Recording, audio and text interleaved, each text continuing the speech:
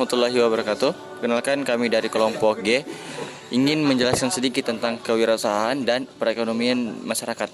Baik dengan saya sendiri, Maris Mardin, dengan NIM 2022-07-134. Saya Fatur Rahim dengan NIM 2022-071-0025. Dan saya Aisyah Rahma Konita Dila dengan NIM 2022-071-0008. Dengan saya Uftadinda Aulia, NIM 2022-071-0035. Saya Afkan Asrinda dengan NIM 2022-071-0037. Baik, di sini saya akan menjelaskan sedikit tentang wirausaha. Ya, adalah proses mendirikan dan menjalankan bisnis atau suatu usaha. Dan wirausaha juga merupakan seseorang yang berani mengambil risiko, pintar memanfaatkan peluang, rasa, dan bertanggung jawab. Nah, itu sangat penting dalam membuat usaha tersebut. Nah, di sini ada pertanyaan menarik nih buat Kak Fatur. Nah, gimana sih menurut Kak Fatur tentang mikro dan makro itu? Oke, yang saya tahu ya, mikro itu adalah suatu usaha yang kecil seperti toko kelontong, dan makro itu adalah satu usaha yang besar seperti Indomaret dan lain sebagainya. Oh iya. Nah, begini. Maksudnya gini, apa sih keuntungan dari makro dan mikro tersebut?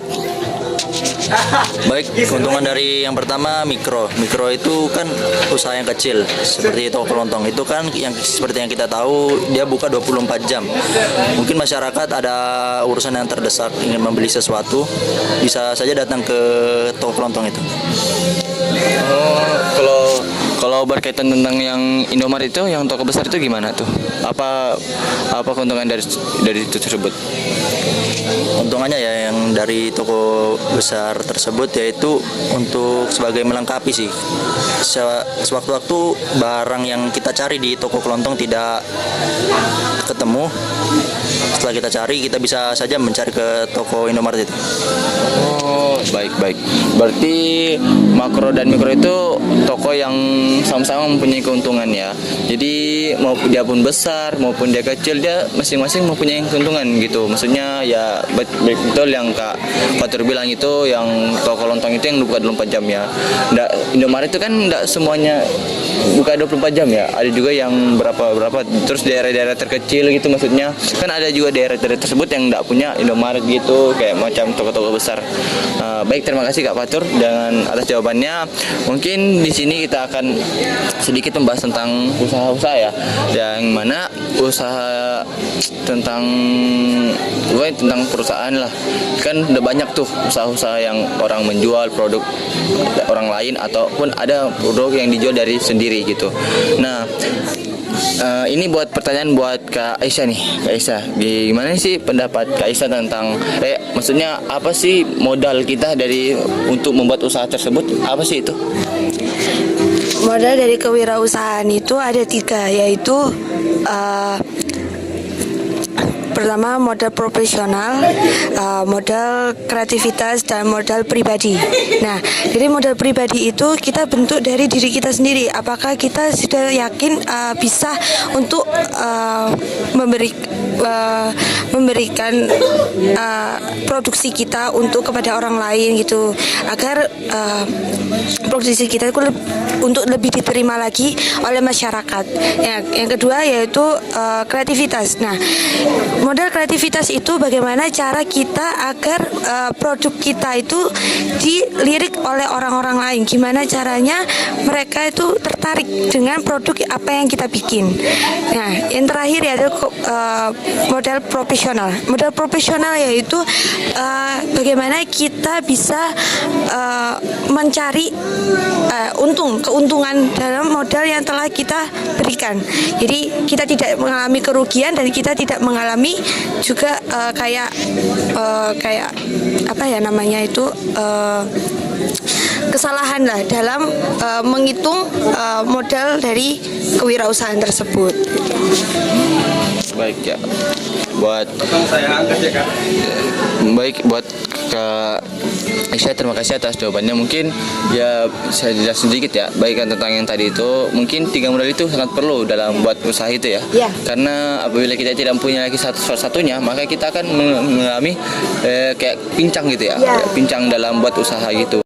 Baik, terima kasih atas jawabannya Kak Aisyah atas modal apa yang kita buat untuk usaha. Nah, berkaitan tentang modal tentang usaha itu apa sih usaha apa sih yang bagus kita buat sekarang gitu, yang di gempuran sekarang udah produk-produk sudah kayak aneh-aneh gitu. Nah, apa sih yang kita buat harusnya?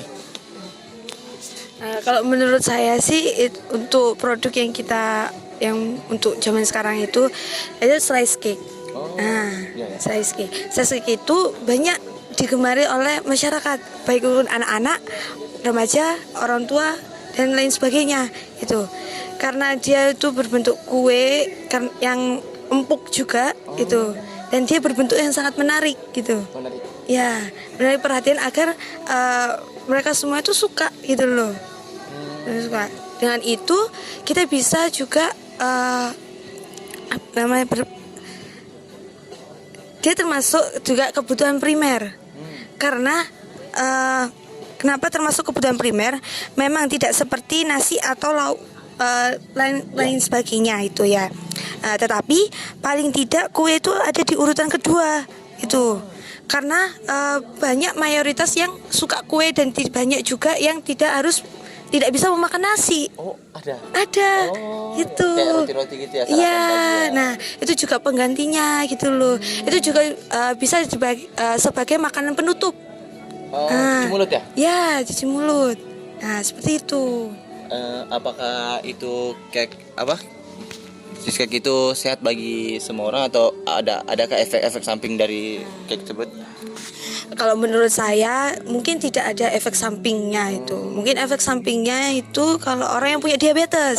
Ya, Nah, karena itu termasuk makanan manis. Nah, kalau orang diabetes kan tidak boleh memakan makanan banyak yang manis-manis. Nah, ya. Kayak anak-anak tuh suka, mungkin anak-anak tuh suka kayaknya ya. Mungkin kalau dibuat mungkin besar nih, bisa tandingi mixu kayaknya nih, bisa insya Allah. Baik. Nah, tentang selepas itu kita tidak lupa juga tentang perekonomian di masyarakat ya. Karena perekonomian masyarakat itu kadang-kadang kayak ya kalau ini mahal gimana dong gitu. Jadi tidak semua juga yang kayak gini yang mungkin enak lah, mungkin enak, tapi kalau mahal ya kan perekonomian masyarakat kita tuh di Indonesia ya ada menengah, ada yang menengah ke atas, ada yang lebih atas gitu. Maksudnya apakah ini outfit dengan yang cocok, apakah cocok di perekonomian kita sekarang itu mungkin gimana? Nah, kalau menurut saya ini sangat cocok untuk kalangan menengah ke atas ataupun menengah ke bawah itu. Karena dari ini harganya tidak terlalu mahal juga gitu loh untuk menurut menengah ke atas itu. Nah, dan mungkin ada beberapa yang menurut mereka tuh mahal gitu loh, karena tergantung dari bahan-bahan yang dia pakai itu. Jika bahan-bahannya mungkin lebih sehat lagi itu akan lebih mahal gitu, ataupun ada bahan-bahan tertentu itu yang membuat dia mahal, itu kue tersebut jadi mahal. Untuk kalangan menengah ke bawah itu bisalah kita jual itu untuk menurunkan harga sedikit gitulah, agar semua orang itu bisa menikmati yang produk ini gitu loh. Jadi tidak kalangan menengah ke atas gitu loh yang bisa menikmati slice cake tersebut itu. Jadi menengah ke bawah pun juga bisa gitu. Baik, mungkin ya menarik sih buat, jadi kita akan membuat usaha ini termasuk nanti kalau misalnya jadi nih kita membuat mikro atau yang makro gitu. Untuk sementara ini lebih baiknya itu kita bikin mikro. Karena kalau makro itu menengah ke bawah tidak akan bisa. Oh Ya, iya. karena dia termasuk brand yang besar. Kalau udah makro itu mempunyai brand yang besar, brand yang terkenal, jadi itu kue tersebut menjadi mahal. Oh iya. Gitu. Kalau seumpama kita ke mikro itu masih bisa lah untuk kita menurunkan harga karena tidak ada brand juga gitu loh, tidak ada yang disponsori juga gitu. Baik, jadi nanti sistemnya nih kalau jadi ya kita buat kecil-kecil dulu lah berarti ya. Jadi nanti akan menyebar ke satu daerah-daerah tersebut mungkin supaya kayak usaha ini bisa di orang ya gitu. Oh berarti outfit lah dengan keekonomian kita di sekarang gitu.